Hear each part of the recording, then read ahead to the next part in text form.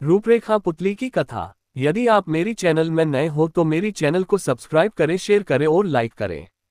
धन्यवाद। हर बार की तरह इस बार भी राजभोज फिर से सिंहासन पर बैठने के लिए आगे बढ़ते हैं, लेकिन तभी सिंहासन की 19वीं पुतली रूपरेखा उन्हें रोकती है और राजा विक्रमादित्य के गुणों की चर्चा करते हुए एक कहानी सुनाती है।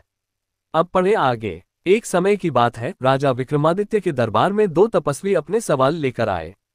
राजा ने उनसे कहा, हे साधु, बताएं आप दोनों के मन में कौन से सवाल हैं। इस पर एक तपस्वी ने कहा, हे राजन, मेरा मानना है कि मनुष्य के मन का नियंत्रण उसके सभी कामों पर रहता है, वह कभी भी उसके खिलाफ नहीं जा सकता है। जबकि साथ आए दूसरे तपस्वी ने कहा, नहीं राजन, मेरा मानना है कि मनुष्य का ज्ञान ही उसके सभी कामों को नियंत्रित करता है और मन भी ज्ञान के अनुसार ही चलता है। राजा विक्रमादित्य ने दोनों तपस्वियों की बातें सुनी और उन्हें कुछ दिन बाद दरबार में आने को कहा। तपस्वियों के जाने के बाद राजा विक्रमादित्य दोनों सवालों के बारे में सोचने लगे और उन्हें ये सवाल बड़े अटपटे लगे। एक पल के लिए उन्होंने सोचा कि पहले तपस्वी का कथन सही है। मन सच में चंचल होता है और इंसान उसके वश में आसानी से आ जाता है। दूसरे ही पल राजा ने ज्ञान के बारे में सोचा। उन्हें लगा कि दूसरे तपस्वी की बातें भी सही है। इंसान अपने मन की करने से पहले जरूर सोचता है और तभी निर्णय लेता है, ऐसे तो ज्ञान मन से ज्यादा प्रभावी है। इन दोनों उलझे सवालों का जवाब ढूंढने के लिए राजा वेश बदलकर राज्य में निकल पड़े। कुछ दिनों तक घूमने के बाद उनकी नजर एक गरीब युवक पर पड़ी, जो एक पेड़ के नीचे बैठकर आराम कर रहा था। उस युवक के बगल में उसकी बैलगाड़ी खड़ी थी। राजा विक्रमादित्य उस युवक के पास गए और उन्होंने उस युवक को पहचान लिया। पेड़ के नीचे बैठा वह युवक उनके दोस्त सेठ गोपाल दास का छोटा बेटा था। राजा को याद आया कि उनका दोस्त तो एक बहुत बड़ा व्यापारी था, जिसने खूब सारा धन कमाया था, लेकिन उनके छोटे बेटे की हालत देखकर महाराजा विक्रमादित्य सोच में पड़ गए। उन्होंने उस युवक से पूछा, बालक, तुम्हारा ये हाल कैसे हो गया? तुम्हारे पिता ने तो मरने से पहले सारा धन तुम दोनों भाइयों में बांट दिया था। तुम्हें तो इतना धन मिला होगा कि तुम्हारी जिंदगी आसानी से कट सकती थी, लेकिन तुम तो गरीब नजर आ रहे हो। इस पर युवक ने कहा, पिता द्वारा धन बांटने के बाद उसके भाई ने बड़ी समझदारी के साथ धन का उपयोग किया। उसने अपने मन की चंचलता को शांत रखकर जरूरतों के हिसाब से पैसे खर्च किए। साथ ही दिन रात मेहनत की और अपने व्यापार को आगे बढ़ाया, लेकिन मैंने धन को केवल बुरी आदतों को पूरा करने के लिए इस्तेमाल किया। मैंने जरा सी भी सूझबूझ नहीं दिखाई।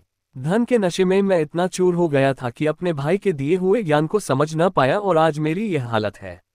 युवक ने आगे कहा, अपने चंचल मन को नियंत्रित न कर पाने के कारण मैं 1 साल के अंदर ही कंगाल हो गया। आज मैं दर दर की ठोकरें खाता फिर रहा हूं, लेकिन मुझे अपनी गलती का एहसास हो गया है।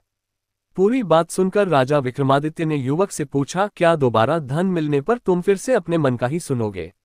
युवक ने कहा, नहीं, अब ऐसा कभी नहीं करूंगा। इन ठोकरों को खाने के बाद ये ज्ञान मुझे मिल गया है कि इंसान ज्ञान के बल पर अपने मन को भी वश में कर सकता है। युवक की बातों को सुनने के बाद राजा ने उसे अपना परिचय दिया। साथ ही कई स्वर्ण मुद्राएं देकर सद्बुद्धि के साथ व्यापार शुरू करने की सलाह दी। इसके बाद राजा वापस अपने महल लौट आए। उस युवक से मिलने के बाद राजा विक्रमादित्य को दोनों तपस्वियों द्वारा पूछे गए सवालों के जवाब मिल गए थे। इसलिए उन्होंने अगले दिन दोनों को दरबार में बुलवाया।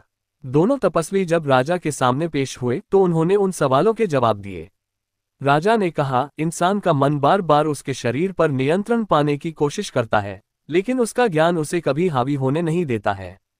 एक ज्ञानी व्यक्ति कभी भी मन के आगे नहीं हारता है और वह हमेशा अपने ज्ञान से ही चलता है। राजा ने उन दोनों तपस्वियों को उस गरीब युवक की कहानी सुनाई और कहा, अगर मन रथ है तो ज्ञान उसका सारथी होता है, बिना सारथी के रथ कुछ नहीं है। राजा की बातें सुनने के बाद दोनों तपस्वियों को अपने सवालों के जवाब मिल गए थे। राजा की बातों से प्रसन्न होकर दोनों तपस्वियों ने उन्हें एक खड़िया उपहार में दिया। इस खड़िया की एक खासियत थी कि इससे बनाए गए चित्र रात में जीवित हो सकते थे और उनकी बातों को भी सुना जा सकता है। राजा विक्रमादित्य ने ये जानने के लिए कि खड़िया सच्चा है या नहीं, उन्होंने कई चित्र बनाए। खड़िया सचमुच वैसा ही निकला जैसा तपस्वी ने कहा था। धीरे धीरे राजा उसमें मग्न होते चले गए, यहाँ तक कि उन्हें अपनी रानियों की भी चिंता नहीं थी। कई दिनों बाद जब रानियां उनसे मिलने आईं तो राजा का ध्यान बंटा। राजा ने जब खुद को देखा तो जोर से हंस पड़े। इस पर रानियों ने पूछा, महाराज आप हंस क्यों रहे हैं? तब राजा ने कहा, दूसरों को शिक्षा देने वाला मैं खुद भी मन के आगे विवश हो गया था, लेकिन अब मुझे अपने कर्तव्य का पूरा ज्ञान है। इस कहानी को सुनाने के बाद 19वीं पुतली रूपरेखा राजा भोज से कहती है, अगर तुम्हारे पास भी राजा विक्रमादित्य जैसी काबिलियत है तो ही सिंहासन पर बैठने के लिए आगे बढ़ना। इतना कहकर पुतली वहां से उड़ जाती है और राजा भोज भी वहां से चले जाते हैं। कहानी से सीख। इस कहानी को पढ़ने के बाद हमें ये सीख मिलती है कि इंसान को अपने मन को नियंत्रण में रखना चाहिए और सद्बुद्धि से काम लेना चाहिए। ऐसा नहीं करने वाला इंसान बर्बादी की तरफ ही बढ़ता है। पूरी कहानी सुनने के लिए धन्यवाद।